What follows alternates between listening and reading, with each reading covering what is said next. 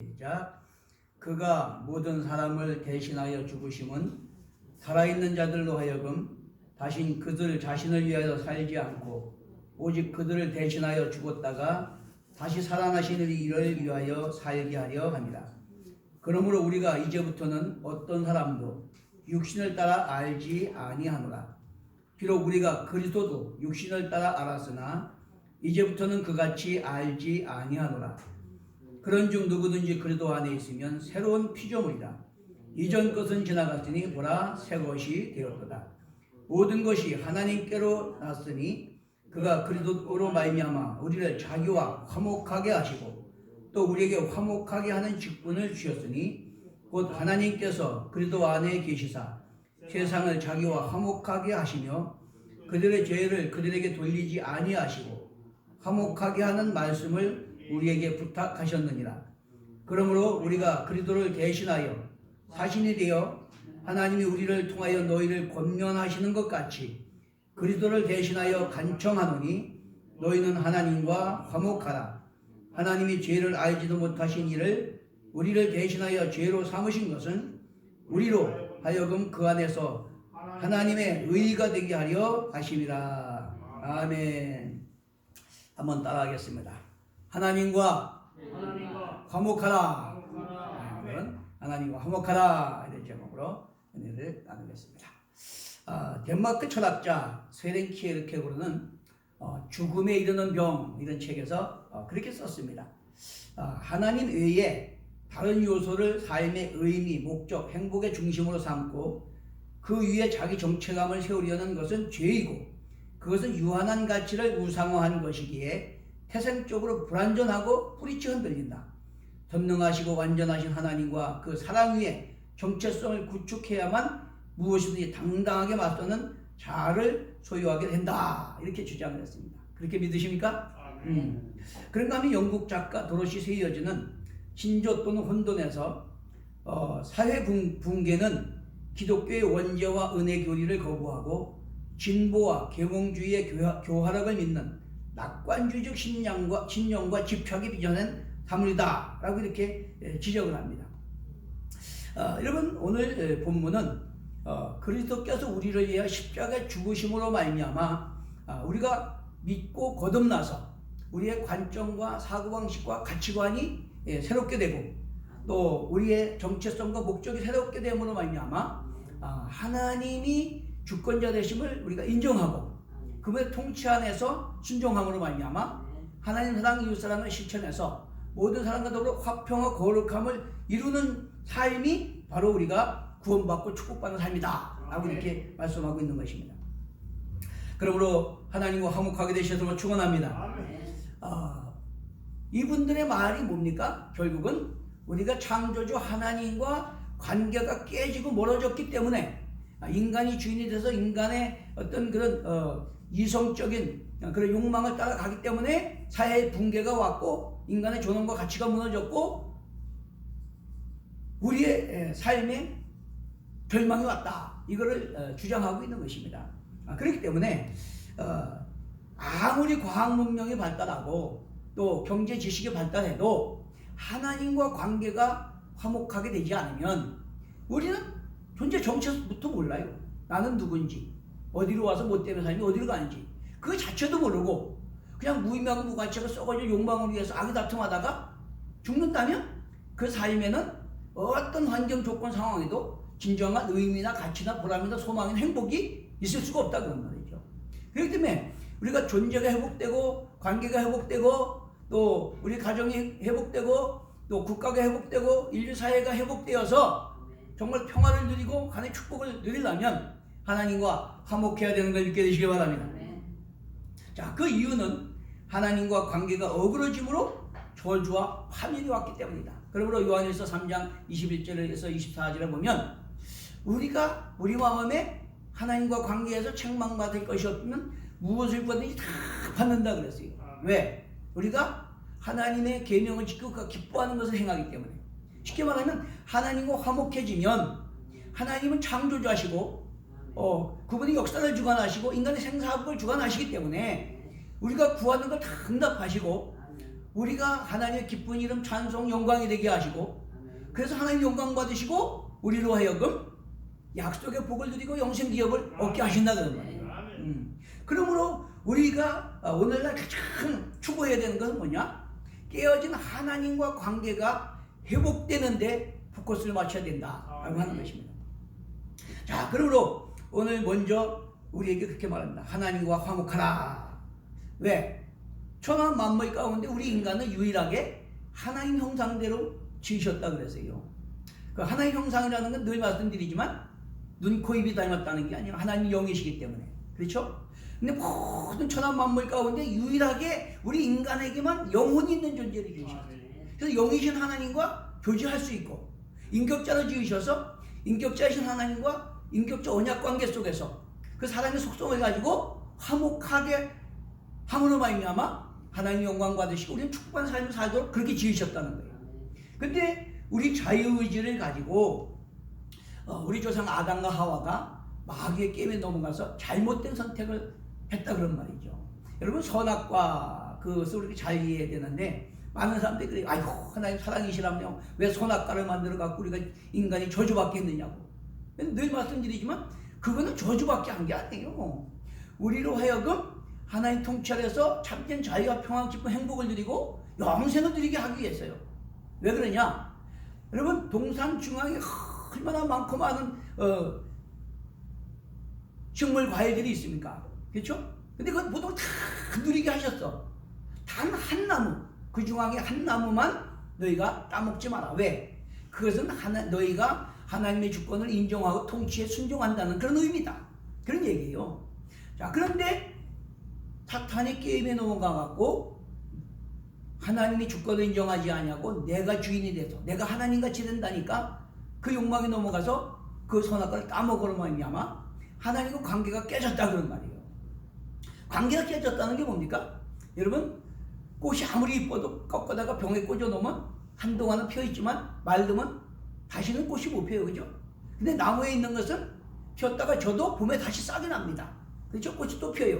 그것처럼 생명의 근원이신 하나님께서 우리가 떨어져 나간 거예요. 잠시 살다가 죽으면 우리는 이제 영원히 멸망받는 거예요.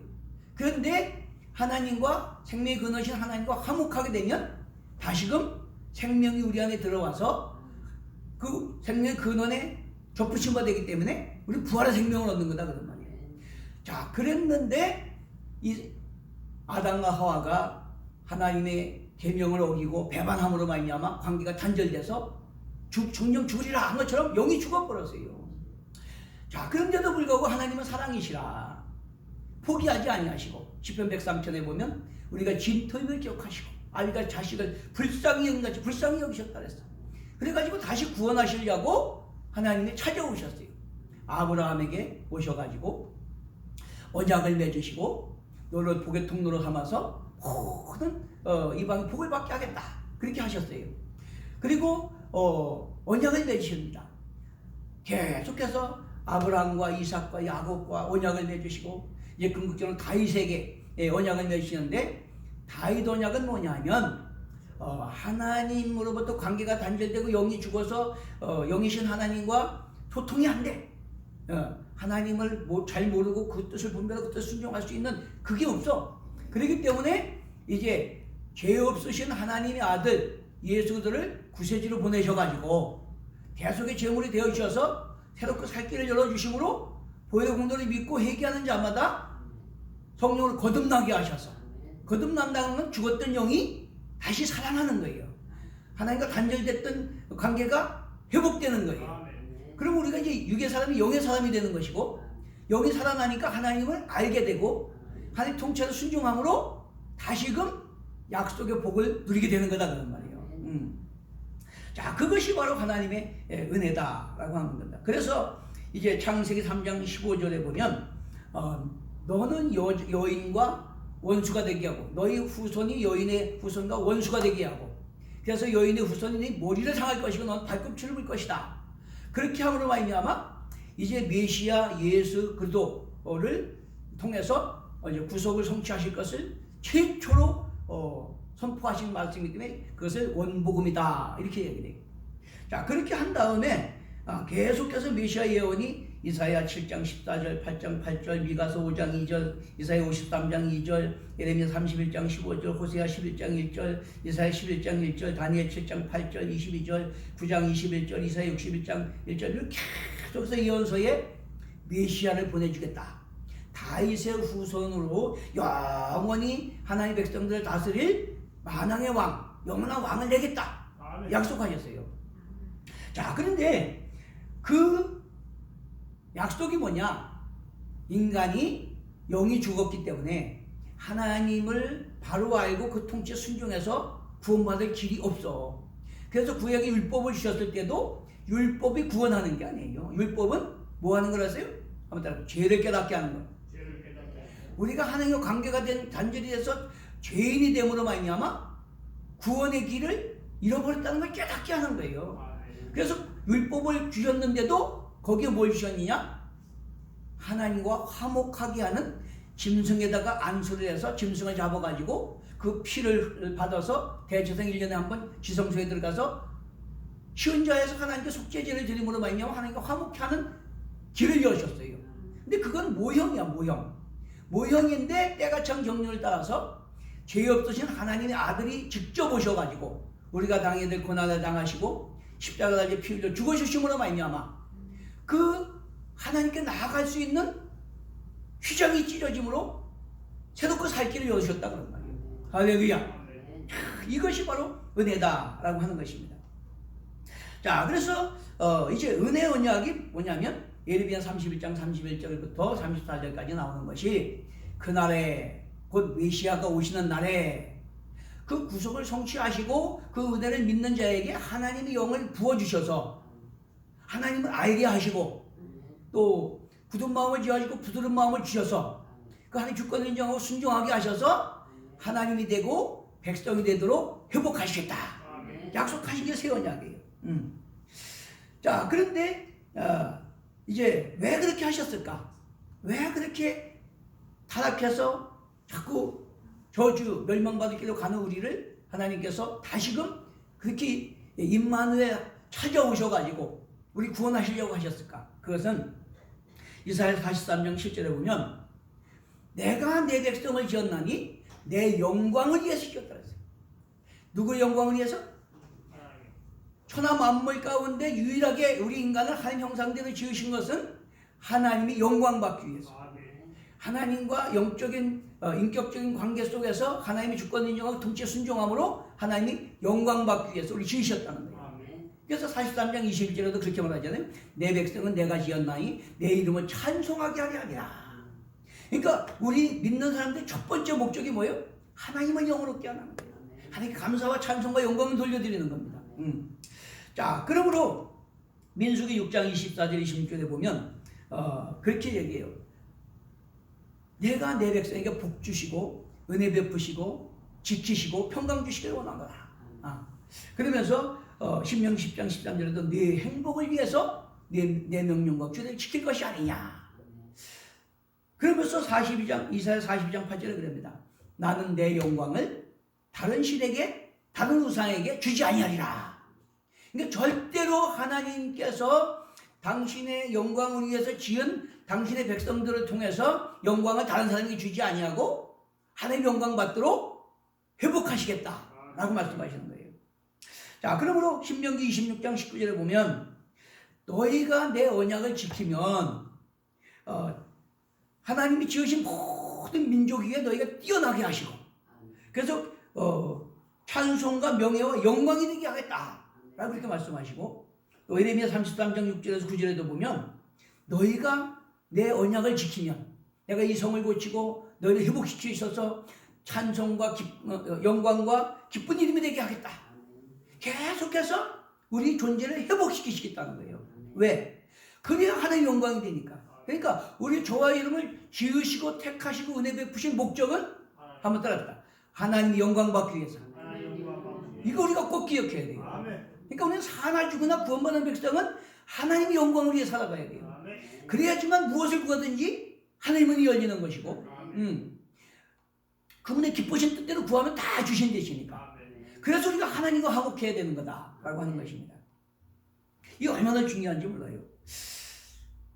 자, 그런데 에베소서 2장 16절에서 18절에 보니까 예수 그리스도께서 오셔서 대속의 제물이 되었음을 우리를 하나님과 화목하게 하셨다 그랬어요.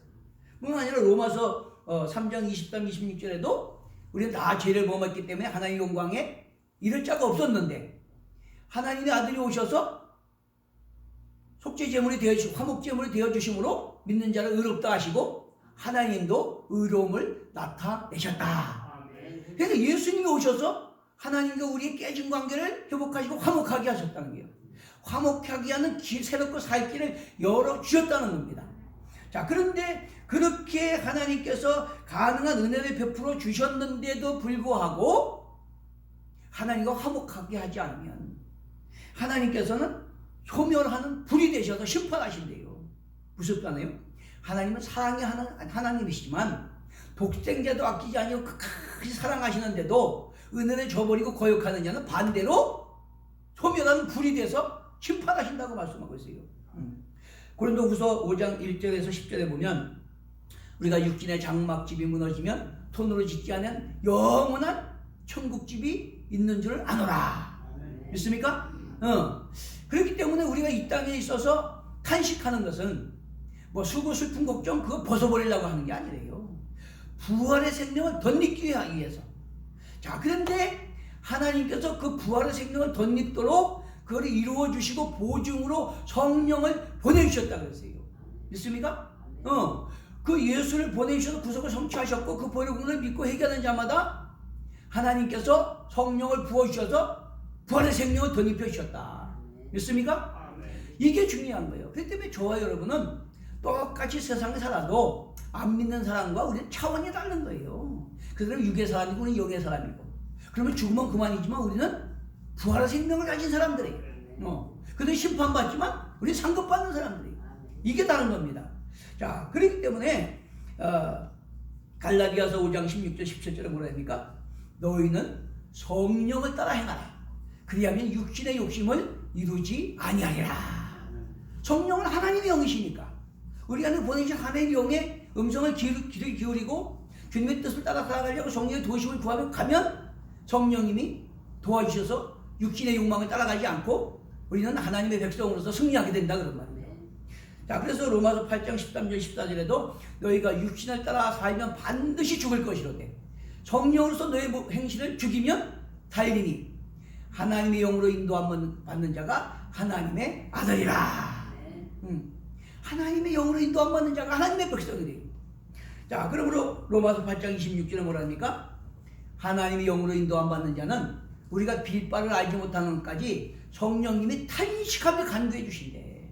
그러니까 내가 깨닫지도 못하고 이해도 못하고 빌바도 알지 못하는데도 내가 성령님의 인도하심을 따라서 하나님 통치에 순종하고자 하면 성령님이 탄식하며 간구해 주신대요. 대신.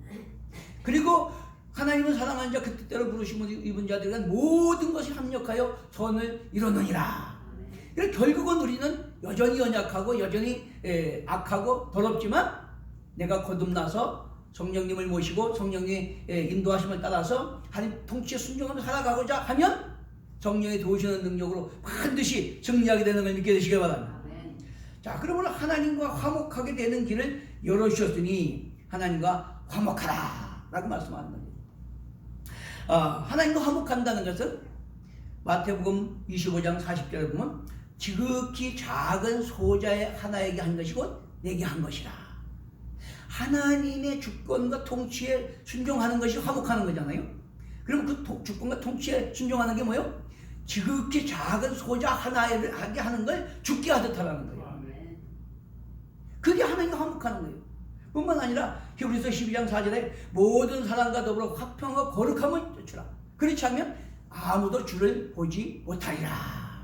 하나님의 주권을 인정하고 하나님 통치에 순종해서 하나님은 나와 하나님과 권수된 것을 화목하게 하시기 위해서 독생자도 아끼지 않으려고 내어주심으로 대신 고난당하시고 십자가를 죽으시고 승리하시고 성령을 보내주셔서 우리 하나님과 화목하게 하시고 구원해 주시고 천국집에 상속자 삼아주셨는데 나도 그 하나님의 통치에 순종해서 하나님 사랑 이웃사랑 실천함으로 말미암아 모든 사람과 더불어 화평 거룩함을 이루어서 하나님 통치하는 사랑, 공의, 정의가 세워지고 화평, 거룩함이 이루어진 하나님 나라 의를 구하는 것이 화목케 하는 것인 걸 깨닫게 되시기 바랍니다.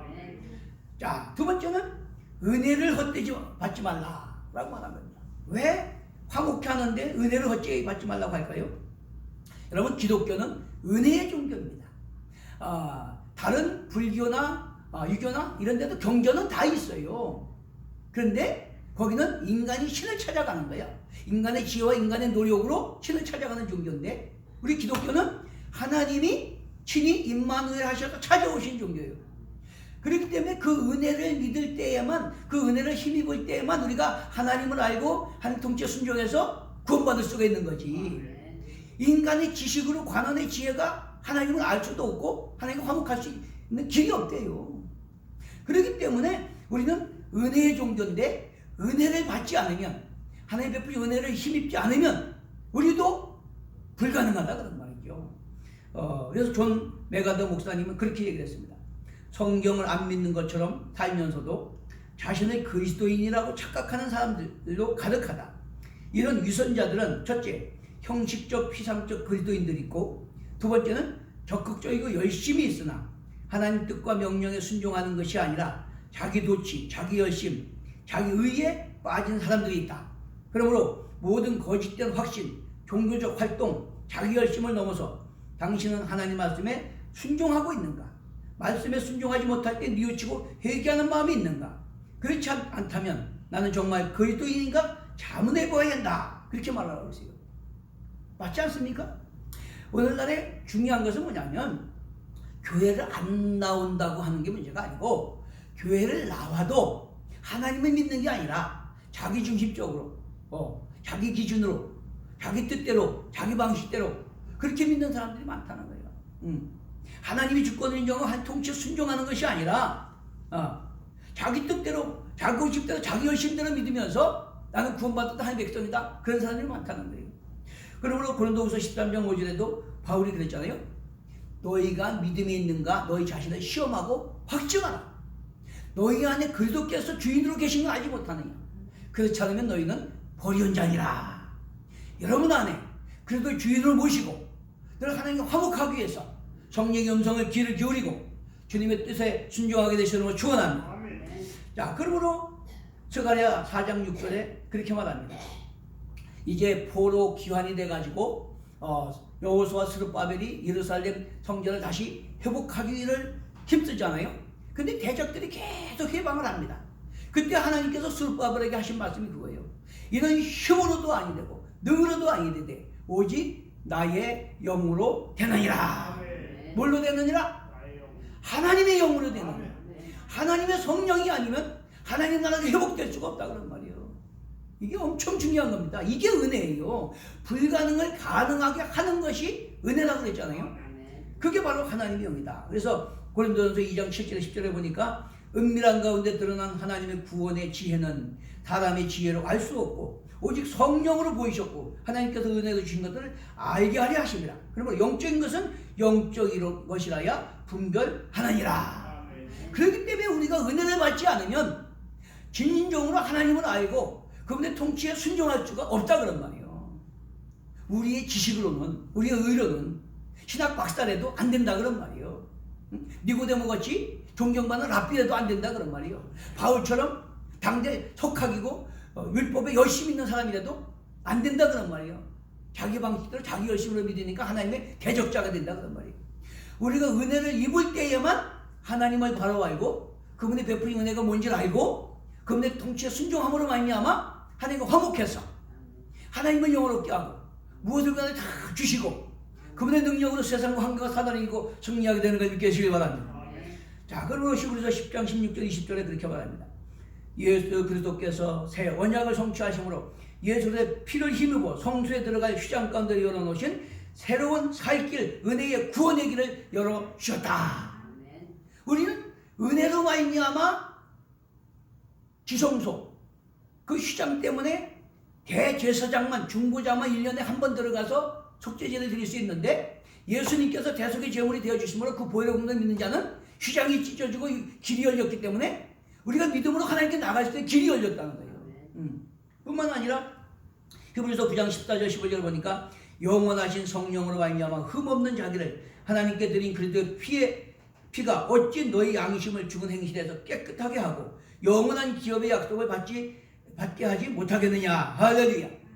여러분, 예수 피는 온전히 우리를 거듭나게 하시고 영원한 천국 기업을 얻는 그런 승리하는 삶을 살 수 있는 은혜를 베풀어 주신 걸 믿게 되시기 바랍니다. 그러면 여러분, 우리가 잘 알아야 되는 것은 예수님이 메시아로서 이 땅에 오셨지만은 육신을 입고 오셨어요. 우리가 똑같은 육신을 입고. 그렇기 때문에 춥고 배고프시고 고통스럽고 이롭고 고독하셨어요. 그래서 그분이 그 하나님의 뜻대로 십자가에 달려서 대속의 은혜를 베풀기 위해서는 어떻게 했습니까? 겟세마네 동산에 가서 땀방울이 핏방울이도록 기도했어요. 그러므로 말미암아 성령의 충만한 능력을 받아서 성령의 힘으로 그 십자가에 달려 죽으시는 구속을 성취하시고 하나님께서 오른손으로 그를 높이셔서 영광 보좌 우편에 앉히시고 약속대로 성령을 보내주셨다. 할렐루야. 이게 얼마나 중요한 건지 몰라요. 자, 그러므로 누가복음 24장 49절에 물어보고 사도행전 1장 4절에도 예수님께서 제자들에게 그랬습니다.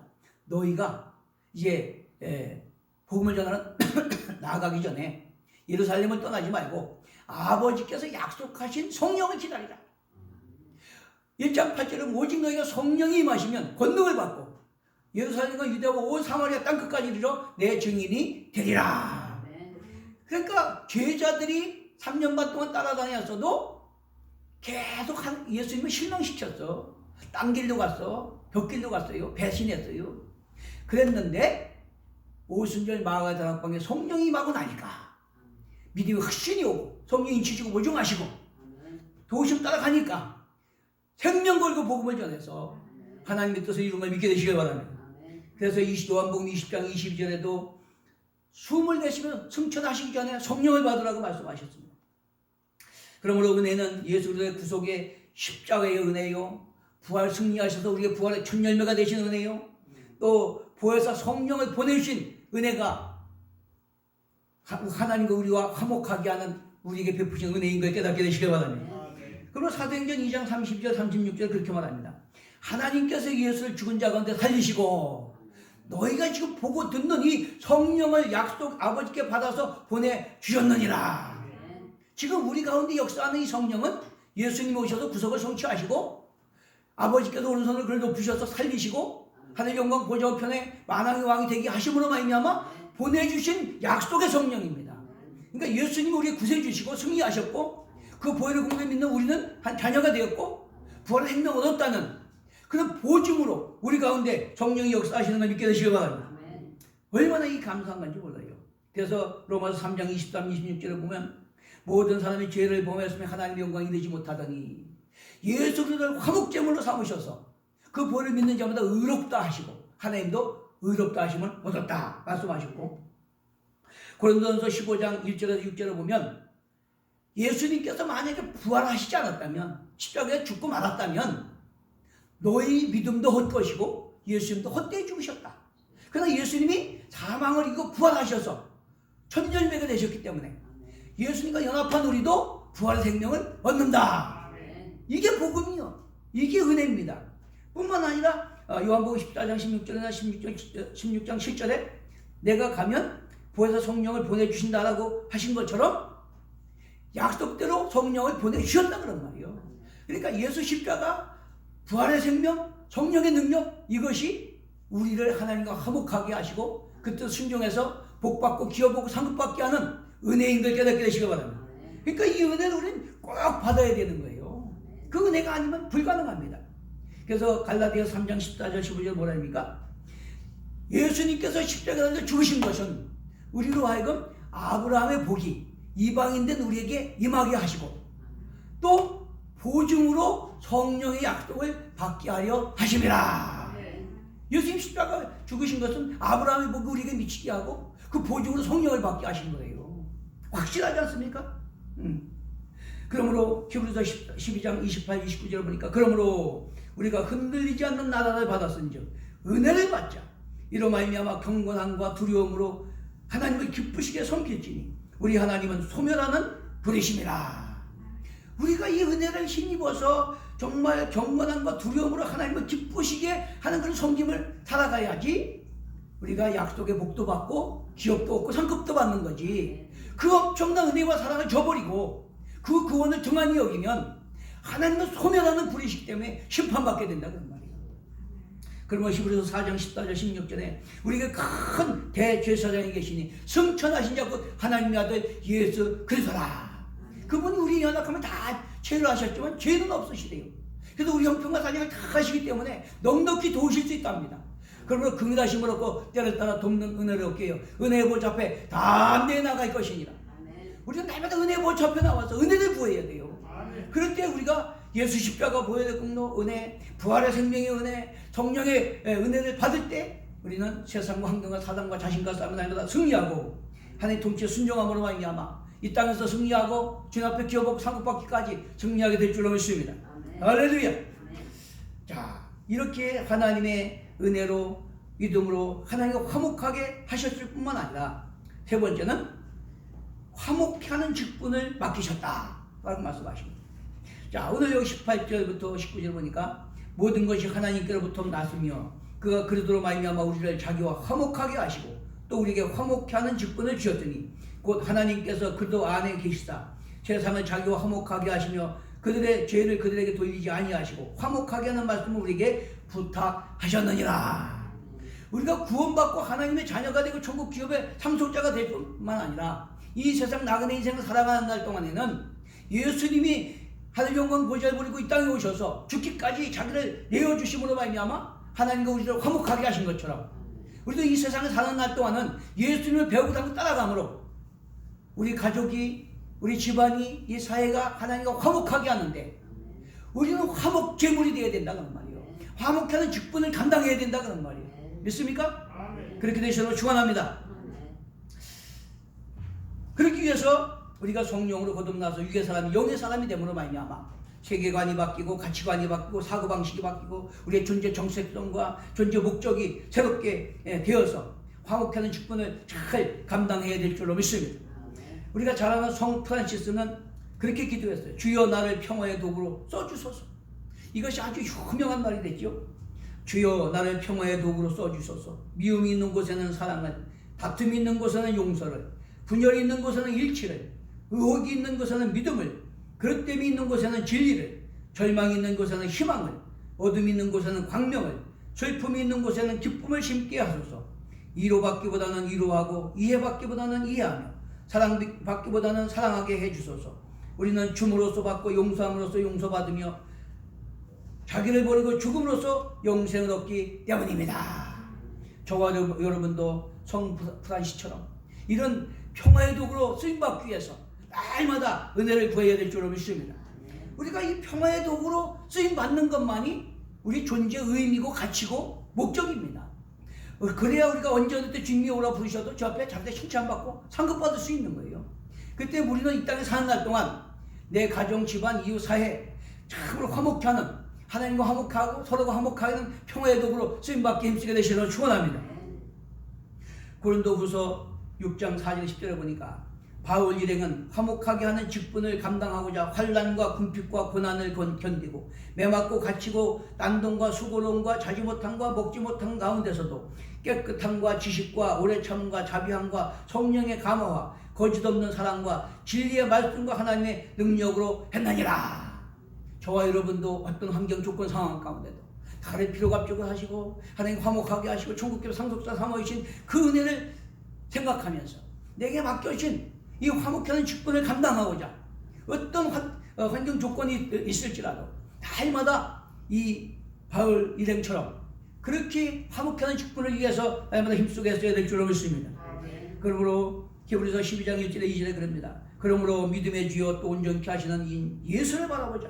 그는 그 앞에 있는 기쁨을 위하여 십자가를 참으사 부끄러움을 개의치 아니하시더니 하나님 보좌 우편에 앉으셨느니라. 다 그렇게 되시므로 축원합니다. 우리가 예수님을 배우고 닮고 따라갈 때 우리도 예수님처럼 하늘 영광 보좌 우편에 앉게 되고 주님과 함께 영원히 왕노릇하게 될 줄로 믿습니다. 히브리서 13장 12절 16절에 보니까 그러므로 예수도 자기 피로써 백성을 거룩하게 하려고 성문 밖에서 고난을 받으셨느니라.